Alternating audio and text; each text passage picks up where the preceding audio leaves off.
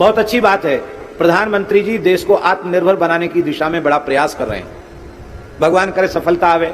लेकिन कान खोलकर सुन लें, जिन प्रधानमंत्री जी का पवित्र प्रयास है उनको भी इस बात को सुनना और समझना चाहिए कि जब तक भारतवर्ष की कृषि व्यवस्था, भारतवर्ष की चिकित्सा व्यवस्था, भारतवर्ष की शिक्षा व्यवस्था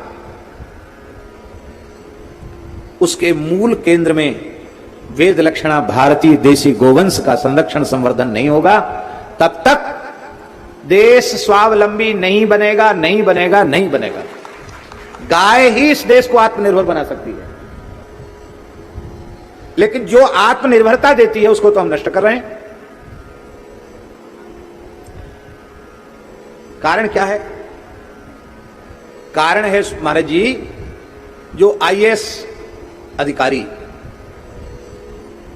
जो आईएएस अधिकारी, बड़े अधिकारी योजनाएं बनाते हैं, मंत्रियों को सिखाते पढ़ाते हैं और उन्हीं के आधार पर सब काम किए जाते हैं। उनकी शिक्षा जो हुई है वो सर्वथा संस्कार शून्य शिक्षा हुई है। उन्होंने बड़ी बड़ी डिग्रियां प्राप्त की हैं, लेकिन कहीं से कहीं तक भूल से भी उनको यह नहीं समझाया गया कि भारतीय देशी गोवंश का इस राष्ट्र और समाज के संरक्षण में क्या योगदान है। इसलिए वो कह देते हैं नेताओं से, किसी पार्टी की सरकार हो महाराज जी, वो कह देते हैं ये बर्रैया ततैया का छत्ता है, इसमें हाथ मत डालो, बाबाजियों को हल्ला मचाने दो, 10-5 लोग हैं समाज के, वो लोग हल्ला मचाते हैं, गाय गाय करते हैं, उनको करने दो, हम तो देश का विकास करो। हम नाम नहीं लेंगे क्योंकि वो नाम लेने से एक मर्यादा का अतिक्रमण होगा, इसलिए हम नाम नहीं लेंगे। एक प्रदेश के बहुत बड़े अधिकारी, पूरे प्रदेश के मुख्य सचिव, विप्र देवता, पूरा परिवार तिवारी ब्राह्मण है, पूरा परिवार बड़ा पवित्र परिवार है। उनकी गृहिणी ने कहा कि महाराज जी क्या करें, बच्चे को आईएएस की ट्रेनिंग करा रहे हैं, बहुत पढ़ा लिखा बच्चा है, लेकिन जब से वहां गया है तब से इसकी खोपड़ी ही बिगड़ गई है। बच्चे से बातचीत हुई, उसने कहा महाराज जी हिंदू में भी सवर्ण, अच्छे पढ़े लिखे लोगों के घर के बच्चे, अधिकारी ऑफिसरों के बच्चे जो आईएएस पढ़ रहे हैं, प्रायः सब मांस खा रहे हैं, मद्य पी रहे हैं, उठपटांग काम कर रहे हैं। और बड़े दुखी होकर कहा महाराज गोमांस भी खा रहे हैं। अब उन लोगों के बीच में रहते रहते हमारे भी दिमाग में ऐसी बातें आने लग गई हैं कि ये कोई बुरी बात नहीं है, और पहले भी लोग खाते थे और कोई बात नहीं है, सब चीज। अभी जयपुर के एक विद्वान संत ने हमको बताया, मैक्स मूलर ने, नहीं मैक्स मूलर नहीं, वो कौन था जो शिक्षा है, मैकाले ने गोघनो तिथि, गोघना शब्द के ऊपर बंगाल के एक विद्वान को मैकाले ने उस समय में 10,000 रुपए दे करके पुस्तक में लिखवाया, अंग्रेजी पुस्तक में लिखवाया, वैदिक गोघना शब्द के प्रयोग को दे करके, कि प्राचीन काल में अतिथि सत्कार में लोग गोमांस खाते थे। 10,000 रुपए उस जमाने में मैकाले ने दे करके लिखवाया। हमारे हिंदू धर्म ग्रंथों से भी बहुत छेड़छाड़ की गई है, उनमें बहुत प्रक्षिप्त भी कराया गया, और जो कुछ शब्द थे उनके अर्थ का अनर्थ ही हमारे पंडितों ने किया, केवल धन के लालच में। आप लोग कहेंगे गोघना शब्द तो है, देखो भाई, हन धातु के 2 अर्थ हैं, एक अर्थ है हिंसा और एक अर्थ है गति। हन हिंसा गत्यो। बार बार वेद में गाय को अग्न्या अग्न्या अग्न्या कहा गया। किसी भी अवस्था में जो हिंसा के योग्य न हो उसको अग्न्या कहा गया। वह वेद उसकी हिंसा का विधान करेगा। वह वेद अतिथि सत्कार में गोमांस खाने की बात कहेगा। जो वेद कहता है गाय को पीड़ा पहुंचाने वाले व्यक्ति को शीशे की गोली से समाप्त कर दो, जो वेद कहता है कि गोवधकारी का मुख मत देखो, वह वेद गोमांस खाने का विधान करेगा। हन धातु के 2 अर्थ हैं, एक अर्थ है हिंसा और एक अर्थ है गति। तो पूर्वापर के संबंध को विचार करके, संपूर्ण शास्त्र को ध्यान में रख करके, ऋषियों के मूलभूत सिद्धांतों को ध्यान में रख करके तब प्रकरण के अनुसार शब्द के अर्थ को करने की परंपरा है। इसलिए हन धातु गत्यर्थक है और गत्यर्थक धातु का अर्थ होता है, गोघनक अर्थ होता है जिस पूज्य अतिथि का सत्कार, गाय को सुसज्जित करके गाय को आगे ले जाकर जिस अतिथि का हम सत्कार करें वो पूज्य अतिथि है गोघ्नः। और ये इस देश की परंपरा रही है। आज भी उत्तराखंड में महाराज जी परंपरा है, हम गए गांव में तो गाय को लोग सजा करके ले आए। ऐसा क्यों? बोले महाराज जी कोई महापुरुष आते हैं तो गाय को हम लोग सजा के लेके आते हैं उनके स्वागत सत्कार में। ये है गोघ्नः अतिथि, ऐसा पूज्य अतिथि जिसके लिए गाय को श्रृंगारित करके अगवानी के लिए लाया जाए, वो है गोघ्न अतिथि। बहुत बड़ा अन्याय अत्याचार हुआ है। ये साधु महात्मा इस देश में न हो में तो गोवंश का दर्शन मुश्किल हो जाएगा महाराज जी। इसलिए हमारी प्रार्थना है आप लोग गाय को बचाइए, आप बच जाएंगे, आपके संस्कार बच जाएंगे। यही कारण है कि घर घर में ऊटपटांग चीज खाई पी जाने लगी और व्यभिचार, बलात्कार, इनकी घटनाएं तो इतनी अधिक बढ़ गई हैं कि आज लज्जा भी लज्जित है, आज लज्जा भी लज्जित है। बहुत दुखद स्थिति है। तो ये विकृति का मूल कारण है गोवंश की उपेक्षा, गव्य पदार्थों का आहार न करना, ये उसका मूल कारण है। तो हम सूक्ष्म प्रकृति को शुद्ध करें, मन, बुद्धि और अहम को शुद्ध करें। आप लोग कहेंगे कि आप कैसे बोल रहे हैं, पढ़ी पढ़ाई, सुनी सुनाई, लिखी लिखाई बात बोल रहे हैं कि आपको इस बात का अनुभव भी है। शास्त्र प्रमाण तो है ही, पर हम बड़ी विनम्रता पूर्वक बोल रहे हैं। हम जो कुछ आप लोगों के समक्ष, पूज्य संतों के समक्ष निवेदन कर रहे हैं वह केवल पढ़ी लिखी सुनी बात नहीं, अनुभव की बात बोल रहे हैं।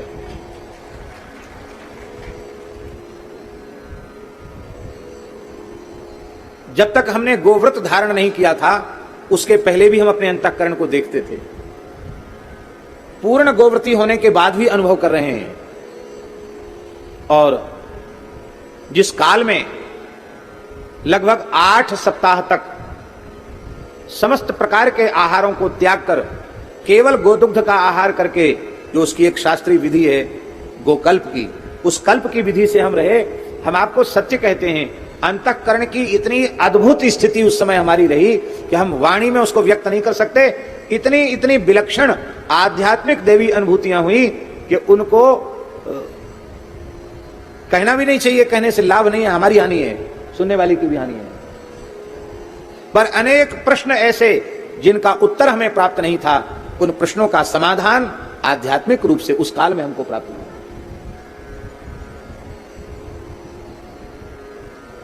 वर्षों तक, अभी कुछ काल से छूट गया है, लगभग 8-9 महीना हो गया होगा। नहीं तो क्योंकि श्रम बहुत पड़ता है, गाय को जौ खिलाकर उसके गोबर के जौ को इकट्ठा करके उसको धो करके और उसके आटे की रोटी वही हम ले रहे थे। तो उस समय भी हमारे अंतःकरण की स्थिति कैसी थी हम अनुभव करते थे। दूसरा किसी प्रकार का अन्न नहीं ले रहे थे। अब जब से उसको छोड़ा है, भले ही खाते तो सब सात्विक हैं और दूसरी चीज खाने लगे, अब वैसी चित्त की स्थिति नहीं है। हम आपको निवेदन कर रहे हैं, आप करके देख लो, अनुभव करके देख लो। हम वृंदावन में रहते हैं तो प्रातःकाल नित्य प्रति कम से कम 100-150 ग्राम पंचगव्य पान करते हैं। बाहर उपलब्ध नहीं हो पाता। यत्वगस्थिगतम पापम देहे तिष्ठति मामके प्राशनात् पंचगव्यस्य दहत्वग्निरिविंधनम। प्रचंड अग्नि जैसे सूखे ईंधन को जलाकर नष्ट कर देती है, ऐसे ही पंचगव्य हड्डी में छिपे हुए पाप को भी जलाकर भस्म कर देता है। गाय की भैया सबसे बड़ी महिमा यह है, वो स्थूल प्रकृति का शोधन तो करती ही है, धरती का शोधन करती है, जल का शोधन करती है, अग्नि तत्व का शोधन करती है, वायु तत्व का शोधन करती है, आकाश तत्व का शोधन करती है। महाराज जी, वायु और आकाश तत्व की बात हम बतावें क्योंकि ये बहुत सूक्ष्म है। महाभारत का श्लोक है, निविष्टं गोकुलम यत्र श्वासान मुंचति निर्भयम विराजेति तम देशम पापम चाश्यापकर्षति। कितना अद्भुत श्लोक है हमारा, लिखने योग्य श्लोक है, जहां प्रसन्नता पूर्वक गोवंश विराजमान होकर के और जुगाली करता है, श्वास प्रश्वास लेता है, उस संपूर्ण क्षेत्र के वायुमंडल का, आकाश मंडल का पाप ताप संताप रजोगुण तमोगुण उसका अपकर्षण गोवंश कर लेता है, उस पूरे क्षेत्र को अत्यंत सात्विक बना देता है।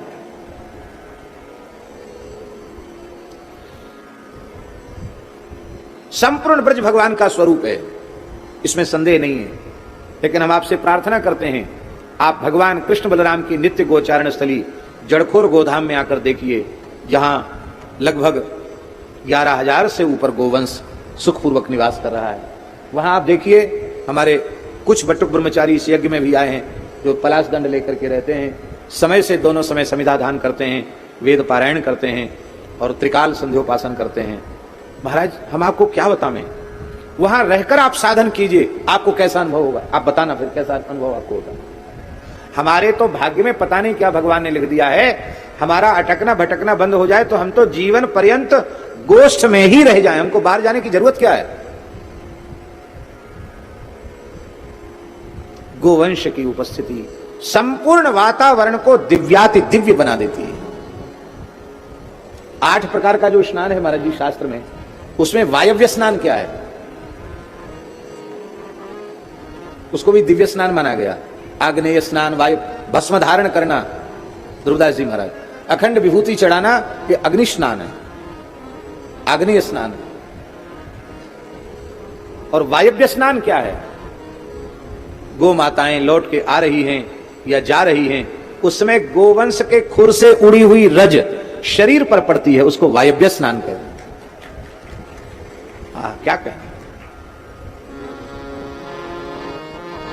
इसलिए भैया देश की अर्थव्यवस्था का नाम है गाय, इस देश का धर्म ब्राह्मण है। ब्राह्मणों को बुरा न लगे, क्योंकि ब्राह्मण तो हमारे भगवान के भी इष्ट हैं, इसलिए हम उन ब्राह्मणों को प्रणाम करके अब फिर सही सही बात कहना चाहते हैं। ईमानदारी से बताओ, यदि आपने कुछ धर्म शास्त्रों को पढ़ा हो, देखा हो, तो ब्राह्मण का जो धर्म है, ब्राह्मण का जो स्वरूप है, क्या वह हमारे व्यवहार में उतरा हुआ है? हम आपकी बात नहीं कहते, हमारा शरीर भी विप्रकुल का है, पवित्र विप्रकुल का है, संस्कारित परिवार का जन्म है।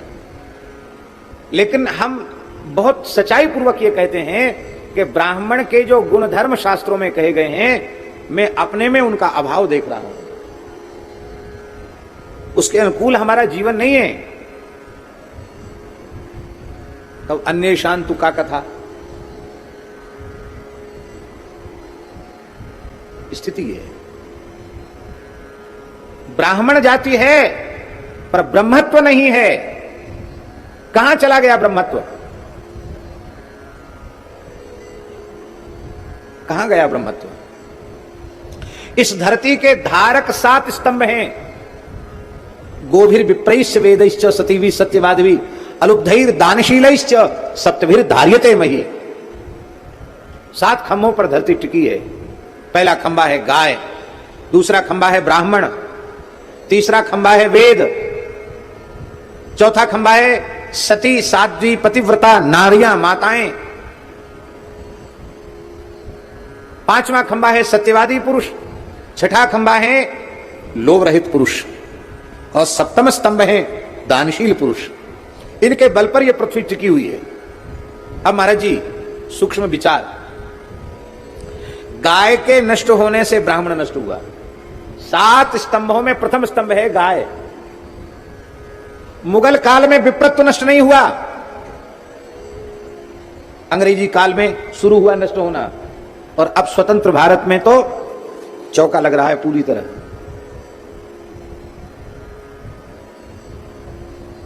कम से कम 1100-1200 वर्ष की गुलामी के काल में हमारा ब्रह्मत्व नष्ट नहीं हुआ। आज हम उसे बचा नहीं पाए।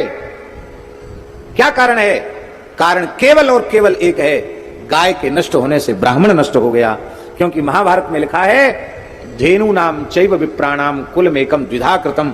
गाय और ब्राह्मण का कुल एक ही है, एक में वैदिक मंत्रों की प्रतिष्ठा है तो गाय में हव्य और कव्य की प्रतिष्ठा है। वेदों का प्रयोगात्मक स्वरूप गाय है। ब्राह्मण प्रयोग कहां करेंगे वेद का? गाय नहीं होगी तो वेद का प्रयोग कहां करेंगे ब्राह्मण?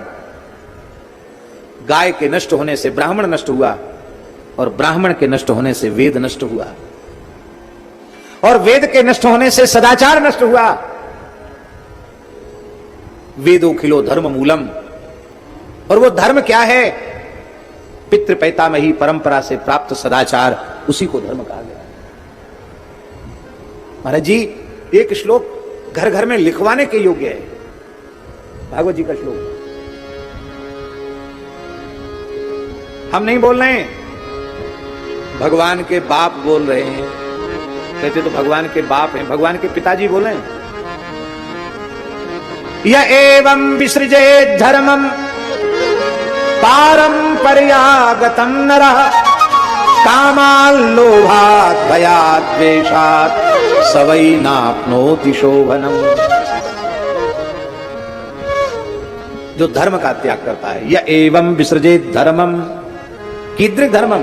पारंपर्यागतम, जो मातृकुल पितृकुल की पवित्र परंपरा से आया हुआ है। पारंपर्यागतम नरः, किससे? कामात, कामना से, लोभ से, भय से, द्वेष से, किसी भी प्रकार से जो परंपरा से प्राप्त धर्म का त्याग करता है, स वही नाप्नोति शो, वही निश्चय ही उसका कभी कल्याण होता नहीं है, उसका अमंगल ही होगा, उसका कभी मंगल नहीं होगा। भले खूब पढ़ो मंगल भवन मंगलहारी, मंगल नहीं हो सकता। 16 वर्ष की आयु तक ब्राह्मण की प्रतीक्षा करती है गायत्री, मेरी शरण में आ जाए। आषोडश वर्षात तो ब्राह्मणम सावित्री नाति वर्तते। 16 साल से ऊपर हुआ तो ब्राह्मण को गायत्री शाप दे देती है। इसलिए प्रायश्चित्त का विधान है। ब्रह्म वर्चस कामस्तु 5 वर्षम ब्राह्मण एव उपनीत। ब्रह्म तेज की कामना हो तो 5 वर्ष की अवस्था में ब्राह्मण बालक का यज्ञ उपवीत हो जाना चाहिए। और ये प्रथम पक्ष है। मध्यम पक्ष है गर्भस्याष्टमे वर्षे ब्राह्मणम उपनीत, ये मध्यम पक्ष है। आज महाराज जी 20-20, 22-22 साल के हो गए, जनेऊ नहीं हुआ।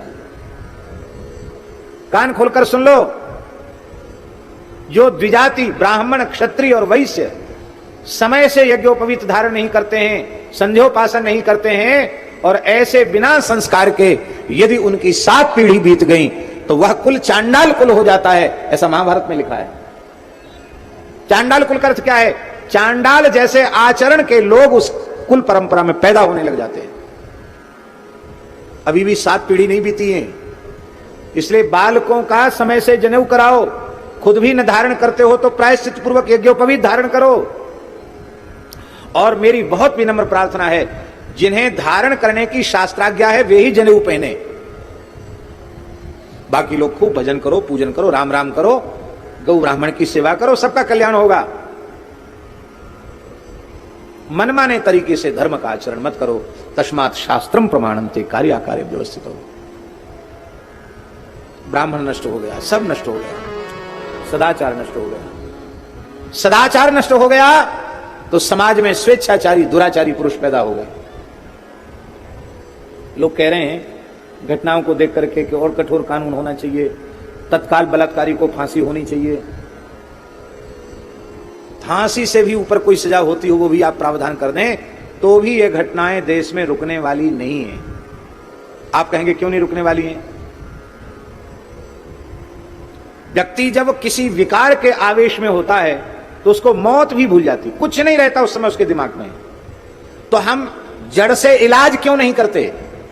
हम ऐसी पवित्र शिक्षा, हम ऐसे पवित्र संस्कार क्यों नहीं देते हैं कि उनके मन में विकार आवे ही नहीं।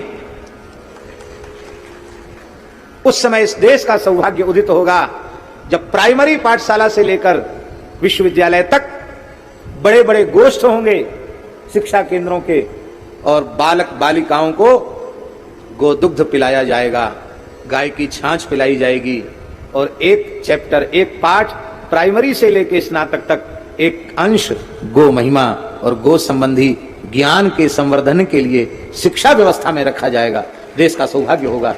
महाराज फिर ऐसी घटनाएं नहीं घटेंगी। कुसंस्कार तो हम खूब दे रहे हैं, दिन रात दे रहे हैं, और सुसंस्कार देने के लिए हमारे पास बिल्कुल अवकाश नहीं है। घटनाएं कैसे रुकेंगी? खान पान शुद्ध तो होना चाहिए,